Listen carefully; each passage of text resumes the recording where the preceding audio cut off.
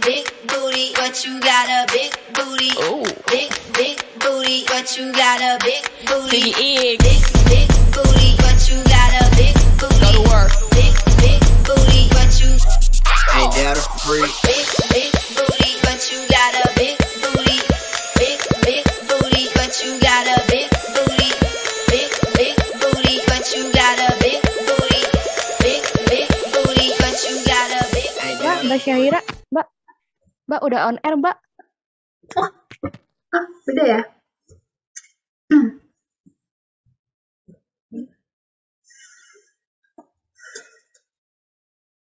Gender dan fashion. Ketika batas antara maskulin dan feminin menjadi bias. Perkembangan dunia mode terkini tidak lagi mengambil jarak pada kesan maskulin maupun feminin.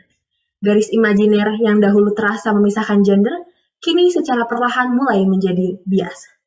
Konsep genderless memang masih hal yang tabu di Indonesia, karena Indonesia merupakan negara yang menjunjung tinggi nilai gender. Namun ternyata, konsep genderless ini telah lama berkembang di kalangan dunia model, khususnya di bidang fashion. Perkenalkan, nama saya Syahira Syarafina dan saya akan menemani teman-teman di rumah dan pemirsa untuk memahami lebih dalam konsep fashion dan gender. Akan tetapi, sebelum kita memulai ke acaranya, alangkah baiknya jika pemirsa di rumah melihat pariwara yang akan saya tampilkan beberapa saat ke depan.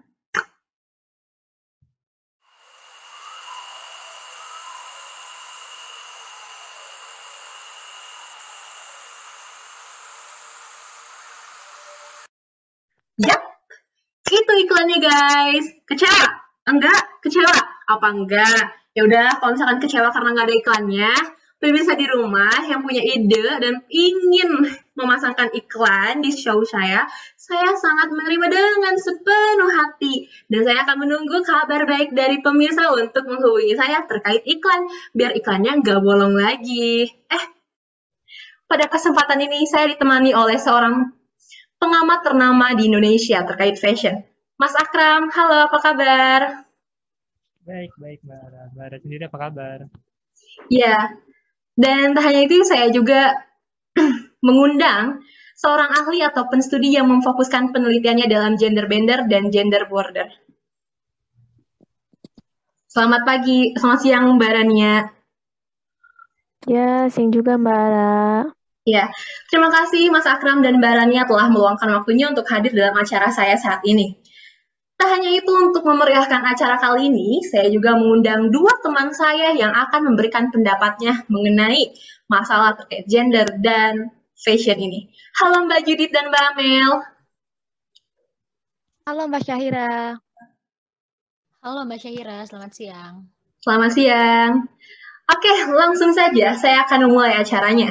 Akan tetapi sebelum kita membahas lebih jauh mengenai konsep gender bender dan fashion, alangkah baiknya jika kita mengenali konsep fashion itu sendiri.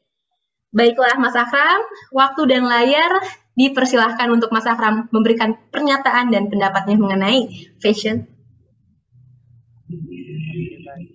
Sebenarnya pertanyaan Mbak Ara tadi cukup luas sekali ya, tapi kalau misalnya kita sangkutkan sama apa yang Mbak Ara sampaikan tadi soal fenomena-fenomena yang baru-baru terjadi, mungkin saya akan coba singkat aja, mencoba menggambarkan bagaimana fashion itu pada dasarnya juga sarana berekspresi kita ya Mbak ya, kayak Mas Akram. Memakai jas itu kan biar menunjukkan kesan formal dan sebagainya juga.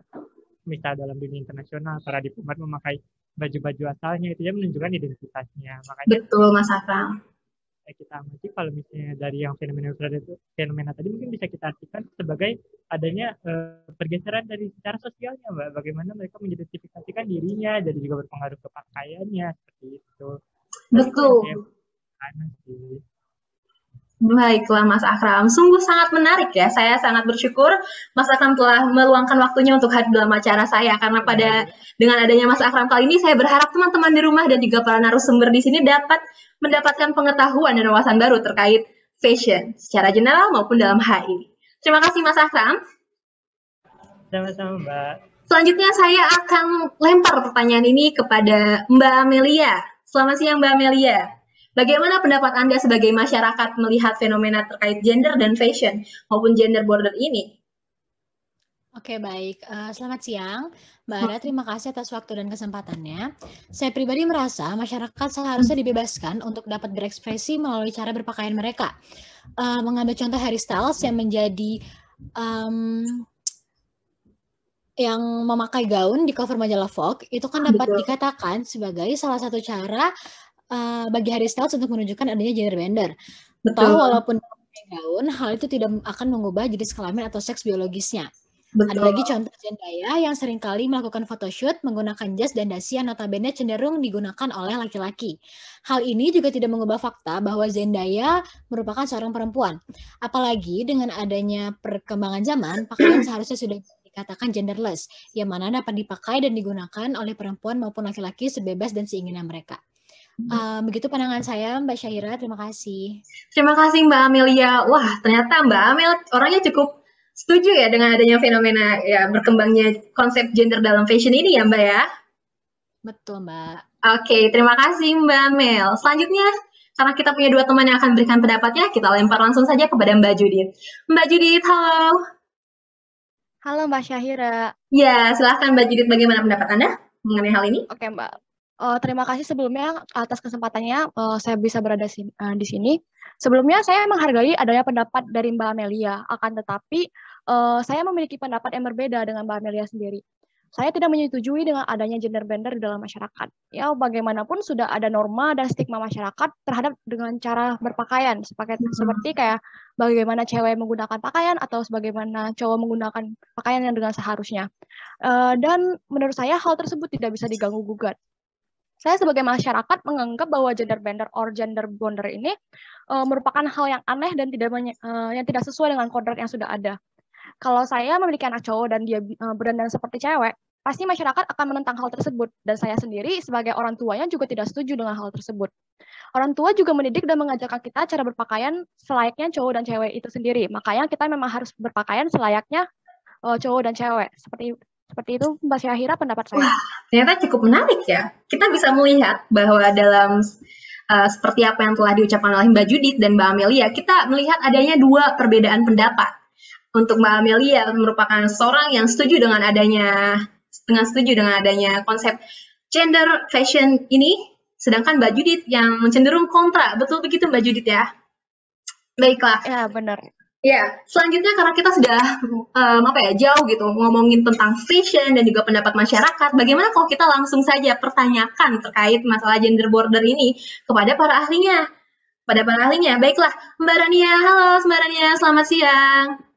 Ya, siang juga Mbak Ara. Iya, bagaimana Mbak Rania nih? Apa kabar? Baik, bagaimana dengan Mbak Ara sendiri? Saya baik. Silahkan Mbak Rania, untuk pendapat Anda bagaimana? Kalau menurut pandangan saya, gender bender ini merupakan istilah yang menunjukkan adanya ketidakpedulian terhadap peran konstruksi sosial gender.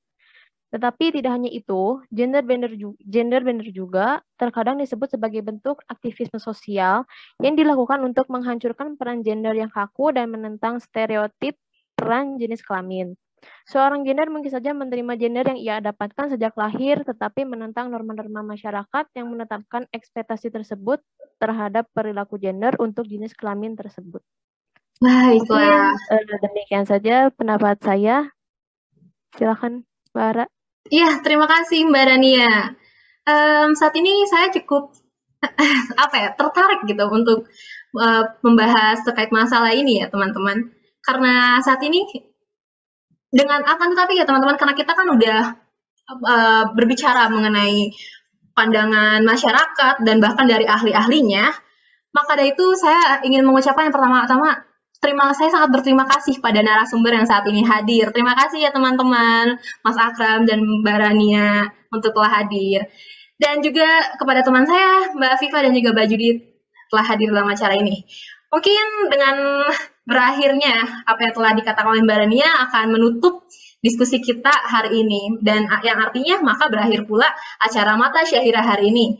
Saya Syahira Syarafina selaku MC untuk acara Mata Syahira, pamit undur diri dan sampai jumpa di acara Mata Syahira berikutnya. Terima kasih teman-teman.